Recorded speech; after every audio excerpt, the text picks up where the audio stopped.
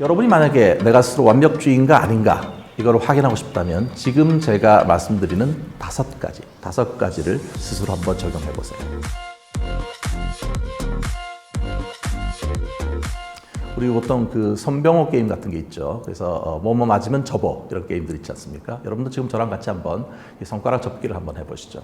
자, 여러분이 완벽주의자인가 아닌가 할 때 한번 첫 번째, 여러분이 실수를 해놓고 나서 항상 이것 때문에 불편해하거나 실수할까봐 염려하는 정도가 있다면 손가락을 접으세요.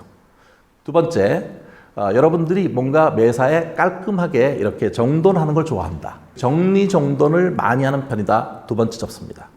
자, 세 번째는 여러분의 부모님이 여러분이 잘할 때 큰 기대를 많이 가졌다. 뭔가 부모로부터 받은 기대 수준이 상당히 높다고 생각하면 세 번째 접으세요. 그 다음에 네 번째는 여러분 스스로 뭔가를 잘해야 된다는 것이 중요하게 생각돼서 나의 성취를 했을 때 되게 높은 수준, 뭔가 내가 높은 거를 달성해야 된다고 생각하는 분 네 번째 접으세요.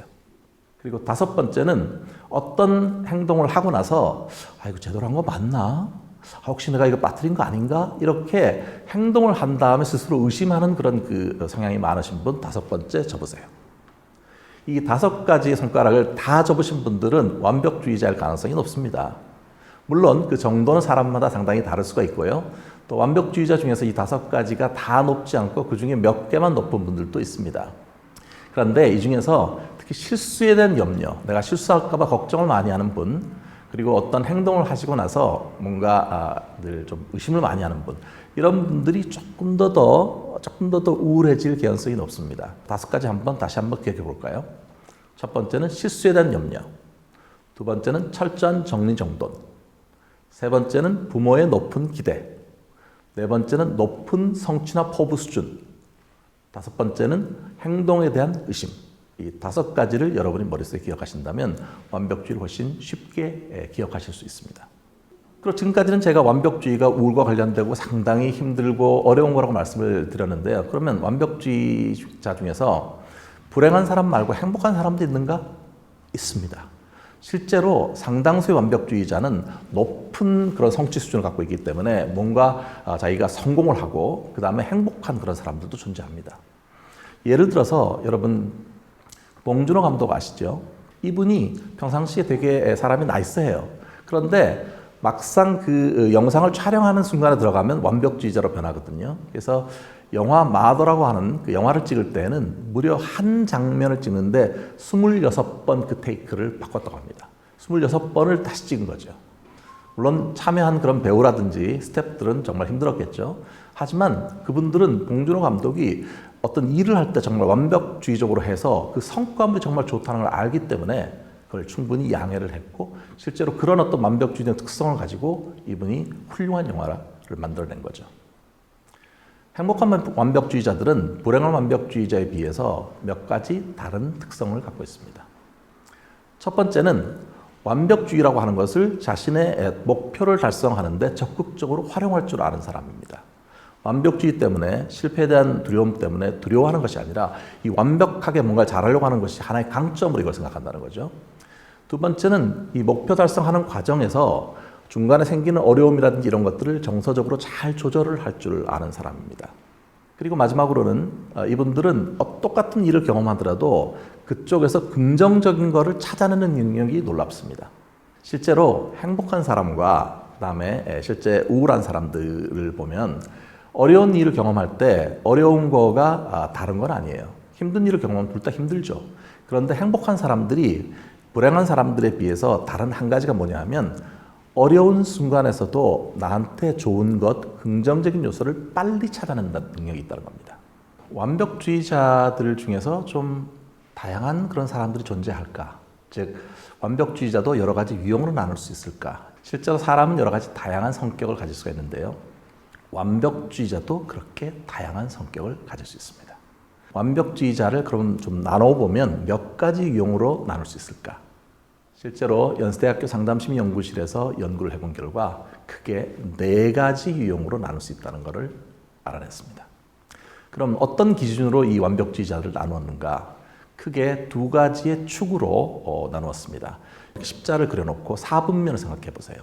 X축은 뭐냐 하면은 우리가 어떤 자기 자신이 괜찮은 사람인가 이런 거를 평가할 때 어떤 기준으로 자기를 평가하는 거예요. 예를 들어서 내가 괜찮은 사람이라는 걸 평가할 때 다른 사람이 나한테 뭔가 긍정적인 얘기를 해주면 정말 내가 괜찮은 사람이야 이렇게 느끼면은 자기를 평가하는 소재가 외부, 즉 다른 사람한테 있는 겁니다.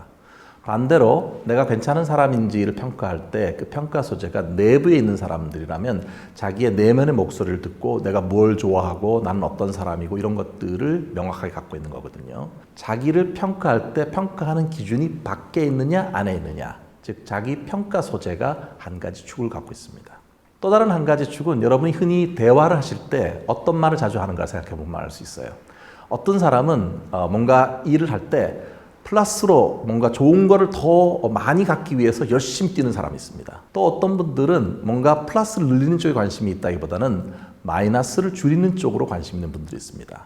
싫은 소리 듣지 않는다든지 뭔가 안 좋은 일이 일어나지 않으면 좋겠다든지 이렇게 예방 중심의 그런 그 관점을 가진 분이 있습니다. 그러니까 플러스를 추구하는 사람, 마이너스를 피하려고 하는 사람. 자, 그러면 X축은 자기의 가치를 평가할 때 그 피드백을 남한테 드느냐, 자기한테 드느냐, 자기 평가 소재가 한쪽 축. 다른 축은 향상 초점이냐, 아니면은 예방 초점이냐, 이게 되는 거죠. 그 두 가지와 2 곱하기 2를 하면 모두 4가지의 섹션이 생깁니다. 일종의 4사분면이 생기는 거죠. 그래서 만들어진 그 완벽주의자 유형이 크게 4가지가 있습니다. 첫 번째는 늘 향상 초점, 뭔가 잘하려고 노력을 해요. 그런데 늘 다른 사람 눈치를 봐야 되는 사람이 있어요. 이런 사람들을 눈치 백단 인정 추구형이라고 합니다. 눈치가 좋겠죠. 이 사람들은 실제 대인관계 원만해요. 왜냐면 다른 사람이 뭘 원하는지 잘 알거든요. 늘 신경 쓰는 건 뭐냐면 나에 대한 평판이 어떻게 됐을까? 이런 거. 다른 사람이 나를 인정해주나 칭찬해주냐 이게 중요한 거죠. 그러니까 이분들은 칭찬해주면 훨씬 더 일을 잘해요. 혼자 속마음으로는 때로는 되게 힘들 수가 있어요. 왜냐하면 늘 다른 사람에게 맞춰줘야 되잖아요. 눈치 백단이 됐지만 늘 다른 사람의 인정이나 칭찬에 대해서 추구를 해야 되기 때문에 그러다 보면 뭡니까? 가끔은 이런 생각이 들어요. 나는 누구인가? 도대체 나는 뭘 원하는가? 이런 것들에 대해서 좀 흔들리게 될 때가 있죠. 자, 이런 그 유형을 눈치 백단 인정 추구형. 향상 초점을 가지고 있지만 다른 사람 외부의 피드백에 신경 쓰는 그런 사람들입니다. 두 번째 유형은 상당히 흥미로운 유형인데요. 스릴 추구 막판 스퍼트형이 있습니다. 이분들은 늘 실수하고 조심하고 일종의 예방 중심의 초점을 갖고 있고 또 다른 사람 눈치 엄청 봅니다. 그런데 이런 분들의 특징이 뭐냐 하면 일종의 다른 말로는 게으른 완벽주의자라고 하면 금방 쉽게 이해할 수 있는데요. 뭔가 해야 될 일이 있는데 그거를 제때 하지 않고 꼭 마지막 순간에 합니다. 마지막까지 소위 말해서 땡기는 거죠. 스릴 추구하는 겁니다. 그러니까 이런 분들이 되게 막판 스포트 하니까 놀라운 힘을 발휘할 때도 있지만 어떻습니까? 마지막 순간이 다가오면 상당히 불안해지겠죠. 그러니까 일을 주로 꾸물거리거나 미루는 스타일이 많습니다. 세 번째는 방탄조끼 안전지향형입니다.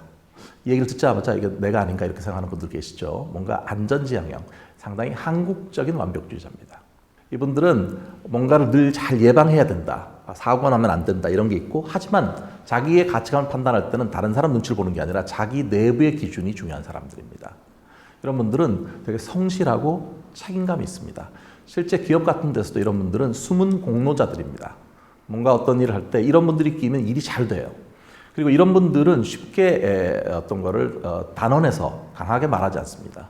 자기가 생각해보고 또 이거를 이런 일이 생기면 어떡할까 이런 걸 해갖고 정말 문제가 없다고 판단할 때만 자기 의견을 얘기를 합니다. 이런 분들이 책임감이 있으니까 좋은 거는 성실하고 이런 부분은 좋은데 반대로 너무 신중한 거예요. 그러니까 위험 추구, 영어로 리스크 테이킹 같은 걸 거의 안 하다 보니까 막상 좋은 기회가 왔는데 그 기회 자체를 이거를 갖지를 못하고 놓쳐버리는 그런 경우가 많이 있는 거죠. 네 번째 유형은 강철 멘탈 성장 지향입니다. 성장 지향이 어떻습니까? 이분들은 향상을 하기 위해 향상하는 것이 중요하죠. 자기를 성장시키고 플러스로 올라가는 게 중요하죠.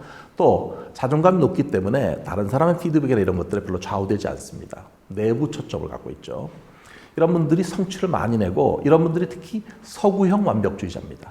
서구에서 가장 어떻게 보면 좋아하는 그런 유형이죠. 자존감이 있고 돌파력이 있고 과감한 결단력도 있습니다. 그런데 어떻습니까? 이런 분들하고 같이 일하면 다른 사람들이 왠지 좀 약간 쭈글해지는 그런 느낌이 들어요. 이 사람들이 너무 잘하잖아요. 한국처럼 뭔가 모난돌이 정맞는다 이런 분위기에서 어떻습니까? 너무 잘 나가고 너무 일을 잘하고 과감하게 잘하는데 또 한편은 이런 느낌이 들죠. 같이 일할 때. 이런 분들 주로 하는 말이 이거죠. 아니 그게 안 됩니까? 이게 안 되나요? 왜 노력하지 않죠? 그럼 이런 느낌이 들잖아요. 나는 안 되는데 어떡합니까? 이 강철 멘탈 성장 지향형들과 같이 있으면 왠지 열등감을 느끼기 쉽기 때문에 같이 뭔가 협력해서 일을 할 때 좀 튄다는 얘기를 들을 수도 있습니다. 자, 여러 가지 유형이 많이 나오면 사실 기억할 수 없죠. 하지만 자, 머릿속에서 이 네 가지를 한번 다시 떠올려 보죠. 첫 번째는 인정 추구형. 눈치가 아주 빤한 거죠. 인정 추구형. 두 번째는 마지막 순간에 달리는 막판 스퍼트형. 세 번째는 안전한 게 늘 좋아. 예방이 우선이지라고 말하는 안전지향형. 네 번째는 성취가 최고이고 달려가자라고 하는 성장지향형. 이렇게 네 가지 유형이 있습니다. 자, 여러분 어떻습니까? 제가 설명드린 걸 들으시면서 나는 과연 어떤 유형에 속할까? 한번 생각해 보시죠. 하루 20분. 우리 자신에게 투자한다면 달라지는 삶의 작은 변화. 하우투 지식 채널.